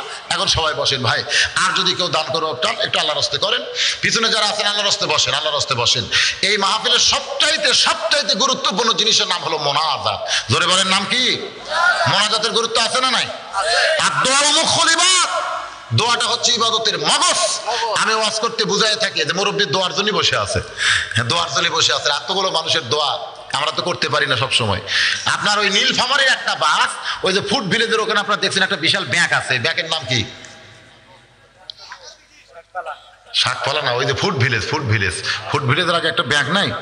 চান্দাই কোনার আগে যে একটা ব্যাংক আছে, একটা ব্যাংক নাই এরকম?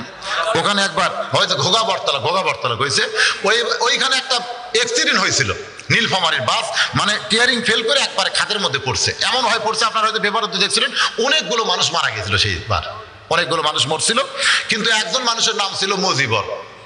নীলফামারীর লোকেরা খুঁজতেছে, মজিবরকে পাচ্ছে না, কিন্তু একটা লাশ পাওয়া গেল, মাথা নাই, মাথা ছাড়া একটা লাশ।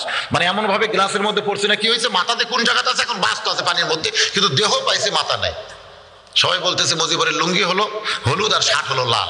সবাই দেখতেছে যার মাথা নেই তার লুঙ্গির হলুদ আর শার্ট লাল। নীলফামারীর লোক বলে এটাই মজিবর হবে। মজিবর মনে করে মাথা ছাড়া বাড়িতে দিয়ে গেছে। মজিবরের বউ বাপ মা যারা ছিল সবাই কান্দাকান্দি শেষ। কবর দেওয়ার পরে যেদিন কলমা পড়ার দিন, জোরে কোন কি পড়া? কলমা পড়ার দিন মুজিবর মাথা নিয়ে হাজির।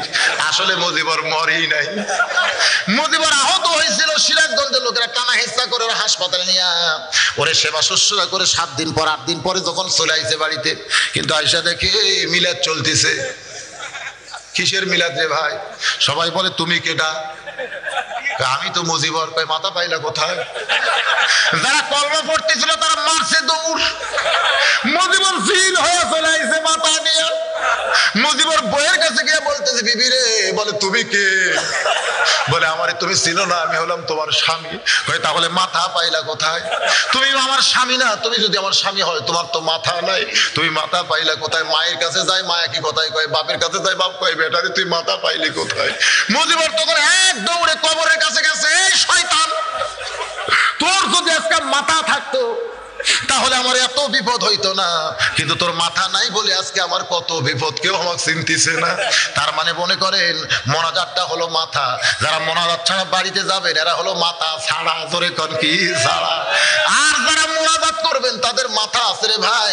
এই জন্য আমি আপনাদের অনুরোধ করতেছি, ঘন্টার পর ঘন্টা মাগরিব থেকে রাত প্রায় 12:30 বাজে গেছে, এত রাত পর্যন্ত যারা ওয়াজ শুনেছেন তারা মাথা ছাড়া মুজিবর না হইয়া মাথাওয়ালা হওয়া লাগবে। আর দোয়া মুখল ইবাদ, দোয়া হচ্ছে ইবাদতের মাথা, ধরে কোন সুবহানাল্লাহ। হযরত আলী বসেন, যারা পিছনে দাঁড়া আছেন বসেন, সবাই আল্লাহর রাস্তায় বসেন। হযরত আলী চোখের পানি বের করে কাঁদতেছে, আর মুখটা মুছতে মুছতে হেসে বলতেছে, যেইটা বান্দার জন্য হালাল ছিল সেইটাই কর্মদোষে হারাম করে নিল। সুবহানাল্লাহ কোন। যেইটা বান্দার জন্য কি ছিল? হালাল ছিল, সেইটাই কর্মদোষে হারাম করে নিল। লোকটা বলে, হুজুর আপনি কি বললেন আমি বুঝতে পারতেছি না। বলে একটা হলো ইমান, একটা হলো ইয়াকিন, জোরে কোন সুবহানাল্লাহ। তার ইমান বলেছে ঘোড়ার লাগাম চুরি করব, ঘোড়া চুরি করব, এতে সে লাভ পাবে, কিন্তু ইয়াকিন বলতেছে সে কিছুই পায় নাই, বরং সে আরো খারাপই হয়েছে, জোরে কোন ঠিক কি না? এই 2টা দিরহাম কিন্তু হযরত আলী তাকে দিতই, সে যদি ঘোড়ার লাগাম ধরে থাকতো। কিন্তু 2টা দিরহামই নিল, কিন্তু হালাল হাদিয়া না নিয়া চুরি করার কারণে সেইটা হারাম হয়ে গেল। বাজান রে, আমাদের ইমান বলে দুনিয়ার বাড়ি দুনিয়ার গাড়ি সব একদিন ছাড়তে হবে, কিন্তু ইয়াকিনের পর্যায়ে আমরা যাইতে পারি না। ইয়াকিনের পর্যায়ে যখন যাব তখন বালতো সিরুনাল হায়াতাদ দুনিয়া ওয়াল আখিরাতু খায়রুম আবকা, বিশ্বাস হয়ে যাবে। আমরা সকলে সে আখিরাতকে বিশ্বাস করব, ইয়াকিনে দৃঢ় বিশ্বাস করে, এই দুনিয়াকে তুচ্ছ জ্ঞান মনে করে আমাদের দুনিয়াতে চলতে হবে। আর দুনিয়াও মাজরাতুল আখিরা, দুনিয়া হচ্ছে আখিরাতের খেসরূপ। আজকে যারা ওয়াজ শুনলেন, এই ফজরের নামাজ তাদের জন্য পড়ার দরকার আছে না নাই? জোরে করে আছে না নাই? এশা যারা এখনো পড়েন নাই, আমি তাদের পায়ে হাত দিয়ে বলতেছি, যা করছেন করছেন, বাকি জীবন আর করবো না, আজ থেকে আমরা নামাজি হয়ে যাব। তাহলে আজকের মাহফিলটা তওবার মাহফিল হবে। আমাদের সকলের গলায় আমার আল্লাহ খুশি হয়ে হেদায়েতের মালা পরায় দিবে। সকলে বলি আল্লাহুম্মা আমিন। ইস্তিগফার পড়েন, আস্তাগফিরুল্লাহ রব্বি মিন কুল্লি জামবি ওয়া তুবু ইলাই, আস্তাগফিরুল্লাহ রব্বি মিন কুল্লি জামবি ওয়া তুবু ইলাই, আস্তাগফিরুল্লাহ। যারা পেছনে দাঁড়িয়ে আছেন অন্তত মোনাজাতের সময় বসেন, বসাটা হলো আদবি। বাবা এতক্ষণ যারা দাঁড়িয়ে আছেন কত কষ্ট, এখন একটু বসেন, বসাটা হলো আদবি, দাঁড়ানো হলো বেয়াদবি। বিশেষ করে মোনাজাতের ক্ষেত্রে আল্লাহর দরবারে আমরা হাত তুলবো, আমাদের চাইতে বড় ফকির পৃথিবীতে আর কেউ নাই। এই জন্য সবাই কয়েকবার ইস্তেগফার পড়ে নি, আস্তাগফিরুল্লাহ রব্বি মিন কুল্লি জামবি ওয়া তুবু ইলাই, আস্তাগফিরুল্লাহ রব্বি মিন কুল্লি জামবি ওয়া তুবু ইলাই, লা হাওলা ওয়ালা কুওয়াতা ইল্লা বিল্লাহিল আলিয়্যিল আযীম। আল্লাহুম্মা সাল্লি আলা মুহাম্মাদিন ওয়া আলা আলি মুহাম্মাদ কামা সাল্লাইতা আলা ইব্রাহিম ওয়া আলা আলি ইব্রাহিম ইন্নাকা হামিদুম মাজিদ। আল্লাহুম্মা বারিক আলা মুহাম্মাদিন ওয়া আলা আলি মুহাম্মাদ কামা বারাকতা আলা ইব্রাহিম ওয়া আলা আলি ইব্রাহিম ইন্নাকা হামিদুম মাজিদ। আজকের মাহফিলের সভাপতি সাহেব আছে? জি ঠিক আছে। আচ্ছা, শুরুতেও আয়াত তেলাওয়াত, শেষেও আয়াত তেলাওয়াত, কোরআনের একটা আয়াত তেলাওয়াত করে এরপরে মোনাজাত হবে ইনশাআল্লাহ। আয়াত তেলাওয়াত করলো এই ছেলেটা, এই আয়াতের মধ্যে অবশ্যই কথাই বলা হয়েছে, সেই কথাটাই উনি বললেন যে অসহায় যারা, ওখানে নিচে রাখো, নিচে রাখো, তোমারটাকে এখানে নিচে। আপনারা যদি পারেন, অন্ধ মানুষ, হাফেজ মানুষ, সবচাইতে বড় মহব্বত হলো সে 30 পারা কোরআনের হাফেজ। আর সবচাইতে যে জিনিসটা আমাদের দেখতে হবে সেটা হলো মাজুর। হ্যাঁ, সোয়াল ও জিল্লাতুন, যদিও বলা হয়েছে সোয়াল করা একটা জিল্লতের কাজ, শরমের কাজ, কিন্তু এ তো সোয়াল করা ছাড়া বুদ্ধি নাই। কিন্তু এই কোরআনের হাফেজ মানুষের দরজায় দরজায় ভিক্ষা করুক, এটা উচিত না। সে আপনাদের এখানে এসে একটু হাদিয়া স্বরূপ যদি আপনারা পারেন, সবাই যদি 2-4 টাকা করে দেন, ও বউ চলিয়ে খাবে, আপনাদের দোয়া করবে। কারণ আসলে কিছু করতে পারলেও চাইতো না। আপনারা যদি দাওয়াত দিতেন, অন্ধ হাফেজ আব্দুল্লাহ ইবনে কাজেম গাড়ি নিয়ে ঘুরতেছে, সে দাওয়াত পায়, কিন্তু এনাকে কেউ দাওয়াত দেয় না। আপনারা যদি দাওয়াত দেন, হাদিয়া হিসেবে যেটা দিবেন ওটাই ওর জন্য চলবে, কিন্তু আসলে দাওয়াতই মানুষ দিচ্ছে না। এখন কি বুঝে দিচ্ছেন আল্লাহ ভালো জানে। তো ভাইজান, এই অন্ধ হাফেজকে মোনাজাতের আগে আপনারা যদি সবাই পারেন 2-4-10 টাকা করে দান করেন, মাশাআল্লাহ। এদের অনেকে দান করতেছে, এখানে 100 টাকাও দিয়েছে, 50 টাকাও দিয়েছে, আপনারা দেন। অন্ধ হাফেজ আপনাদের দোয়া করবে, ইস্তেগফার করি সবাই, আস্তাগফিরুল্লাহ। জি, মা বোনদের কাছে, মা বোনেরাও যদি পারেন অন্ধ হাফেজকে দান করবেন। ওখানে যদি কেউ যায় হাফেজের জন্য চায়, আপনারা দিবেন। সবাই ইস্তেগফার পড়েন, আস্তাগফিরুল্লাহ রব্বি মিন কুল্লি জামবি ওয়া তুবু ইলাই, আস্তাগফিরুল্লাহ রব্বি মিন কুল্লি জামবি ওয়া তুবু ইলাই, আস্তাগফিরুল্লাহ রব্বি মিন কুল্লি জামবি ওয়া তুবু ইলাই, লা হাওলা ওয়ালা কুওয়াতা ইল্লা বিল্লাহিল আলিয়্যিল আযীম।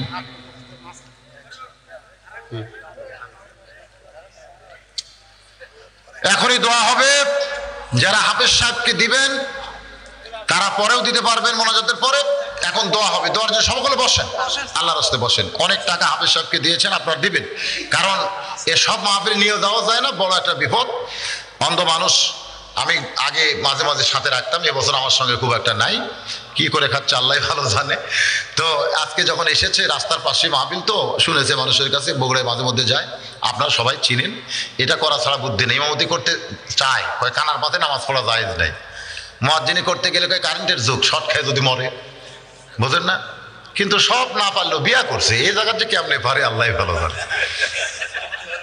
কয় আমি কিছুই করবার পারি না, কিছুই করবার পারি না, তো সোনার বাপ কেমনে হয়? ওই জায়গা পারে তো, পারেই তো ভুল করছে, ওই জায়গায় তারাই ভুল করছে। আর একলা থাকলে একটা অন্ধ মানুষের নিয়ে কোনো ফ্যাক্টর হতো না, কিন্তু বউ আছে, সামান আছে, এতগুলো লাগে। হ্যাঁ, এই জন্য আপনারা একটু দান করেন, ওই জায়গায় ভালোই পারছে আলহামদুলিল্লাহ। এখন দোয়া হবে, ভাই সবাই বসে। আল্লাহুম্মা সাল্লি আলা সাইয়্যিদিনা শাফিনা হাবিবিনা নাবিয়িনা মাওলানা মুহাম্মদ ওয়া আলা আলিহি ওয়া সাহবিহি ওয়া বারাকা সাল্লিম। আল্লাহুম্মা আমিন। আল্লাহুম্মা আনতাস সালাম ওয়া মিনকাস সালাম, তাবারাকতা ইয়া যাল জালালি ওয়াল ইকরাম। ও দরদি আল্লাহ, কঠিন শীতের মধ্যে টপ টপ করে নিয়র পড়তেছে গায়ে, তারপরেও তোমার পাগল বান্দারা, তোমার পাগলি বান্দিরা আরামের বাড়ি, আরামের ঘুমকে বাদ দিয়া কোরআন হাদিসের মহাব্বতকে কলিজার ভিতরে নিয়া এই জান্নাতের বাগানে বসে বসে কোরআন হাদিসের ওয়াজ শোনার শেষে আমি গুনাহগারের সঙ্গে রহমতের দরজায় ফকির হয়ে দোকানা হাত তুলেছে। মেহেরবানি করে আজকের মাহফিল আমাদের সকলের হেদায়েতের জন্য, নাজাতের জন্য, জান্নাতের জন্য কবুল করে নাও। এই মাহফিলের শুরু থেকে শেষ পর্যন্ত যত আলোচনা হয়েছে এর মধ্যে যদি ত্রুটি হয়, ভুল হয়, মাফ করে দাও। এর জাহাদিয়া মঞ্জুর করো সোনার মদিনায়, নবী পাকের রওজা মোবারকে কবুল করো। তামাম আম্বিয়া কেরাম, আসহাবে কেরাম, তাবিনে কেরাম, তাবা তাবিনে কেরাম, আউলিয়া কেরাম, পীর মাশায়েখ, বুজুর্গানে কেরাম, তামাম পৃথিবীর মাটির নিচে যত মুমিন মুমিনা আছে আল্লাহ সকলের আরওয়াহ পরে হাদিয়া কবুল করো। আমরা যারা হাত তুলেছি, আমাদের মধ্যে যাদের মা নাই, যাদের বাবা নাই, আল্লাহ মেহেরবানি করে বাপ মার কবর জান্নাতের টুকরা বানিয়ে দাও। আমাদের দাদা দাদি, নানা নানি, আত্মীয় স্বজন, শ্বশুর শাশুড়ি যারা আমাদের বড় আপনজন ছিল, আজকে যারা অন্ধকার কবরে এতিম হয়ে আছে, আল্লাহ মেহেরবানি করে তাদের সকলের কবরকে জান্নাতের টুকরা বানিয়ে দাও। এই পৃথিবীতে যাদের জন্য দোয়া করবার কেউ নাই, আমরা তাদের পক্ষ নিয়ে তোমার দরবারে হাত তুলেছি, মেহেরবানি করে তাদের কবরগুলোকেও জান্নাতের টুকরা বানিয়ে দাও। নিজের দুইটা হাতের দিকে তাকায় দেখেন, এই দুইটা হাত দিয়ে কত কবরে আমরা মাটি দিয়েছি, এই দুই হাত দিয়ে কত লাশ অন্ধকার কবরে নামাইছি। একদিন আমরা সবাই মরে যাব, যেদিন আমাদের মৃত্যু হবে দিনটা যেন জুমার দিন হয়, যে মাসে আমাদের মরণ হবে মাসটা যেন রমজান মাস হয়। ইমানের সাথে, ইজ্জতের সাথে মুসলমান হয়ে এই দুনিয়া থেকে যেন বিদায় নিতে পারি। আল্লাহ মোদের সকলার জন্য কবুল করেন। ও দরদি আল্লাহ, শহর দিকের যুবকেরা বাবা জানেরা মিলে মিশে কষ্ট করে মেহনত করে এই যে আজকে জান্নাতের বাগান লাগাই দিছে আল্লাহ। আল্লাহ আজকের এই মাহফিল এই গ্রামের জন্য রহমত আর বরকতের ওসিলা হিসেবে কবুল করে নাও। আয় আল্লাহ তাআলা, এই গ্রামের যুবকগুলোকে তুমি ইসলামের জন্য তোমার জন্য কবুল করে নাও। আল্লাহ বয়স্ক যারা আছে দিনের দায়ী হিসাবে তাদের কবুল করে নাও। অসুস্থ কেউ থাকলে সুস্থ করে দাও, অভাব থাকলে মোচন করে দাও। পর্দার অন্তরালের মা বোনেরা আয় আল্লাহ তাআলা আবিদা সালিহা পর্দানিশি কবুল করে মা ফাতিমার সঙ্গে জান্নাত দিও। আল্লাহ গোটা বিশ্বের মুসলমানকে মাফ করো, বিশ্বের মুসলমানকে হেফাজত করো। আমার বাংলাদেশের প্রতি রহম করো, বাংলাদেশের সকলের প্রতি আল্লাহ তুমি রহম করো। খাস করে আলেম ওলামার প্রতি তুমি রহম করো আল্লাহ। ও দরদি আল্লাহ, মেহেরবানি করে এতগুলো মানুষের মধ্যে যার দুইখান হাত পছন্দ হয় সেই দুই হাতের ওসিলায় আজকের মাহফিলকে কবুল করো। আজকের মাহফিলের সম্মানিত সভাপতি, আজকের মাহফিলের অতিথি, আজকের মাহফিলের আলেম ওলামা বক্তাগণ, আমার সামনে বসে আমিন আমিন যারা করে আল্লাহ তাদের সবাইকে ইমানে আমলে জান্নাতি কবুল করো। আর মরণের কালে আমাদের সকলার জবানের মধ্যে তুমি জারি করে দিও লা ইলাহা ইল্লাল্লাহু মুহাম্মাদুর রাসূলুল্লাহ সাল্লাল্লাহু